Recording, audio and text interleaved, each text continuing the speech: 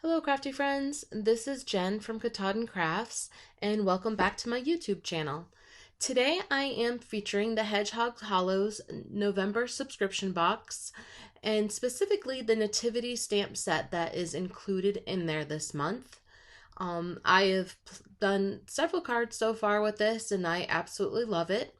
In today's card, I'm also including Starry Sky Stencil from Fawn and Gina K's Glitter Gel Glitz, or Glitz Glitter Gel. That's a little bit of a tongue twister. I'm also using Distress Oxide inks for my background panel today. And I am lighting this card up with Pear Blossoms Easy Lights. This was my first time using it, and it certainly won't be my last because it really lives up to the name, Easy. It was super simple to actually light this card up. I love them. So I have lots of things to show you in today's card.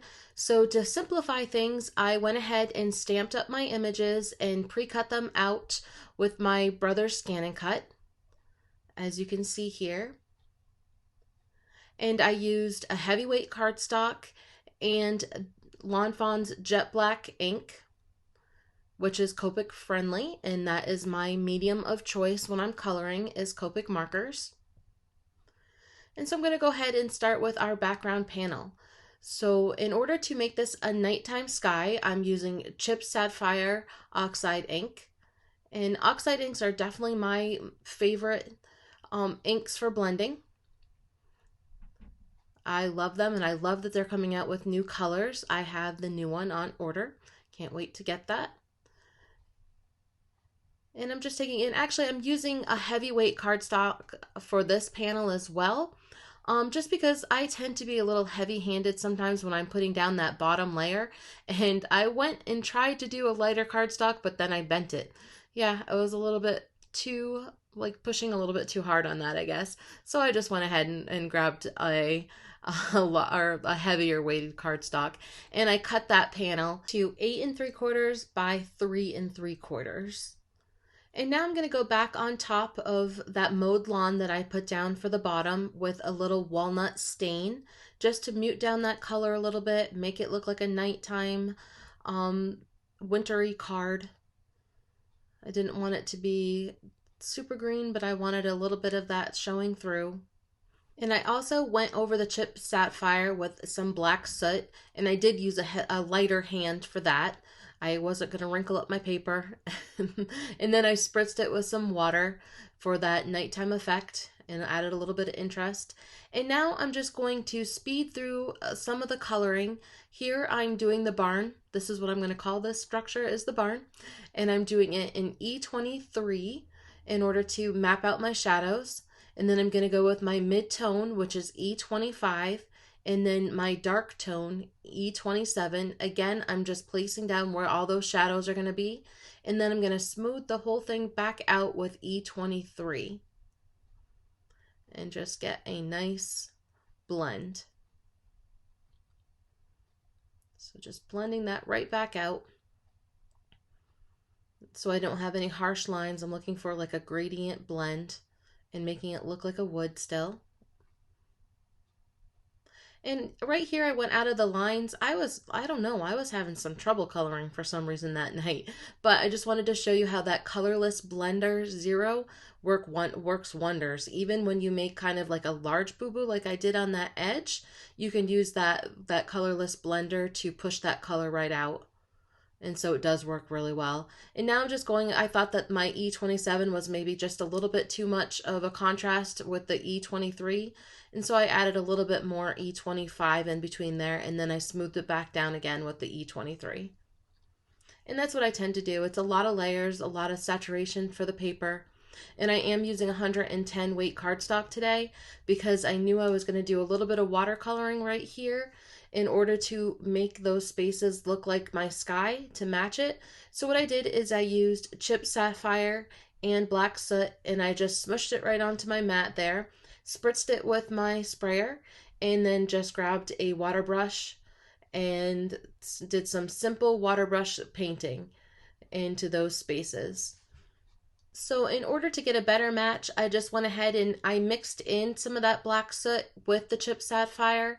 At first I was going to do 2 separate layers, and then I decided that that was a little bit too dark that way.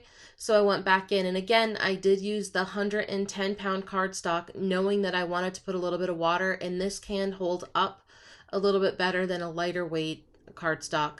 Because if you just have to be careful, because I'm not using a watercolor paper, that it doesn't get toothy and or pilly, that it doesn't pill up and ruin your paper with too much water.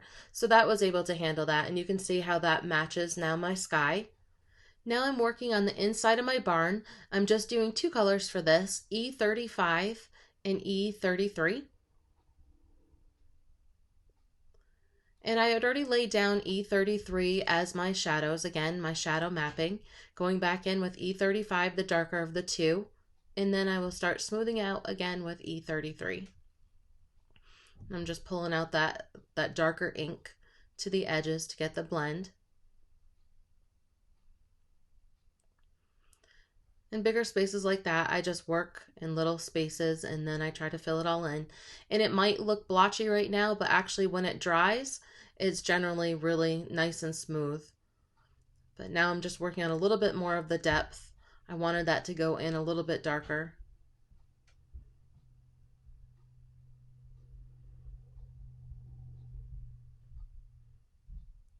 So again, just pulling out those edges. And then going to smooth it all right back with the E33. Now that my background panel has dried with the ink and the water application, I'm going to go ahead and spray my stencil with a little pixie spray. I do like this. It sticks really well and gets the job done. And it also sticks right to the mat, so you don't get it doesn't slide off the paper or the surface that you're working on. And I just sprayed it, and then you have to let it set up for about a minute. I'm just going to push that down firmly. And then I'm going to use Gina K's Glitz Glitter Gel in white and a Nuvo spatula. And I'm just going to mix that up. It's been a little while since I've used it. And now I'm just going to use that spatula and I'm going to apply. Use a downward motion. Once in a while I do end up going upward, and it didn't leak out of the stencil on the edges at all. And because I let it dry, my Glitz gel is not getting colored by that blue, which is also nice. So just setting that aside and working on the barn, that gave it that time to dry. And I'm just going to be a little careful when I get near the edge so I don't get any onto the bottom. And just working that into all the little cracks and crevices that are opened up on that stencil. And this gives your card dimension and shimmer. And you'll see that the nice dimension that it also gives. The glitter Glitz is really a good product. I like it. So I'm just going to scrape that down, clean that up. And then it didn't have a blue tint to it, so I went ahead and put it right back into my jar. And you just have to make sure you clean off that jar really well, else it will stick and it'll be hard for you to get it open the next time. But see, you can see that dimension that I was able to get from that. And the shine, of course, it's very, very glittery. And I do love shine. So now we have a nice starry background. And so this is something that I wanted to show you that I do a lot, like back in my scrapbooking days especially, is that when you have a specialty paper like this and you don't want it to be wasted, I only wanted it for the frame, so I'm going to hollow out the center. So I'm going to place it onto the 1/2 inch on the right hand side of my trimmer, and then slide my blade to the 1/2 inch as well, and start like to the halfway inch down, and then I'm going to stop at 1/2 inch from the bottom. Then I'm going to switch it and do the same, use the right hand side of my trimmer and measure that to a 1/2 inch, start my blade at the 1/2 inch and stop a 1/2 inch up from the bottom. And again, I'm going to do that on all 4 sides. Stop that at the 1/2 inch. So if I have 8 3/4, I'm stopping at the 8 1/2. And this is 3 3/4, so I'm stopping at the 3 1/2. And then poof, it pops right out and you have a frame, and then you have that middle section to use at a later date or even on whatever card that you're using. I used to do that for scrapbook pages and then use the middle part for my mats for my photos. So that's just a little tip, and maybe everybody knows it, but it's just one of my little secrets that I use a lot when I teach classes. So I wanted to share that, and now I'm going to start playing with all my images, which I decided not to show you the coloring of them today just because there were so many things I wanted to show in this card. So right here for the star is where I want the star to be illuminated. So I used a hole punch and punched right in the middle. I used the smallest hole punch that I had handy. And now you can see that if I place that light behind and push the button, that's going to illuminate really well. Now it comes with this battery pack, it comes with 3 lights on there. I only needed 2 for this project, so what I decided to do was to put 2 behind the star and make that a little bit brighter, and then 1 behind the halo. But first I'm using a little Y15 to add a little yellow to that halo, and I'm just going to use my magic rainbow tool, my magic wand from Maker Forte, and poke a hole into the halo. I'm just going to poke that and then push it in and then just get it a little bit wider. And I do continue to play with this when I light up the card. When we get it all set, I play with the hole placement and how big they are. And I decided to go a little bit larger than what I started with here. But that's all personal preference, and then it's easier to see it when you actually have the lights there. So now I'm just gluing down my frame to my card panel. And this is Card Perfect, not Card Perfect, but Craft Perfect glitter cardstock in silver screen. And then I decided that I wanted a little straw on the bottom of the manger.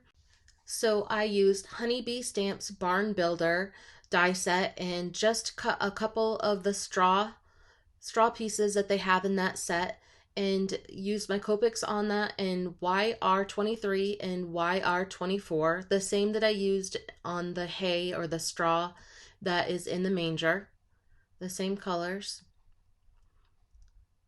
And I'm just going to add that underneath in the little barn area underneath the manger just for a little bit more interest. After I figured out the exact placement that I wanted, I used my art glitter glue because of the precision tip on that bottle that I absolutely love, especially for these little tiny pieces. And I just glued that right into the barn. And then I added all my other images and I got ready to light the card up. This is the fun part, right? Yeah, I just kept on pushing the button. I was loving it. So now I'm just going to use some regular old invisible Scotch tape for the placement on the back. First, I discovered that I have to go through that layer, that background layer, so I had to poke the hole back through the background layer in both the star and the halo. And now I'm just going to figure out which placement that I needed it, and I did it on the wrong side at first because it was reversed. And now I'm just going to add some Scotch tape right to that. And now this was easy. I just kind of moved around the wires until I discovered where I wanted them, and I kind of twisted them together just because I didn't need the length. But if I wanted this to go all the way up the Slimline card, there's plenty of wire in order to make it there. But because I didn't need it to, I just wanted to make sure it was fastened to the back. And again, just using some simple tape, getting it to where I wanted it to be, and adjusting it as I go, and just bending it nice and easy.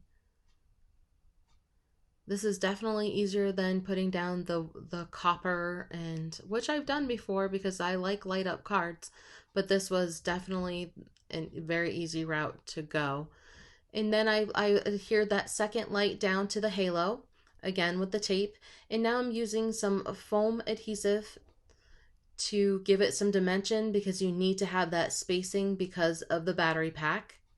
And it comes with the battery and everything, so you're all set to go when you order a Pear Blossom easy light. And at first I thought I was going to get away with just one layer of the foam tape, but then I discovered there just wasn't enough depth, so I went ahead and I double layered it. And that just helps give the battery pack enough space.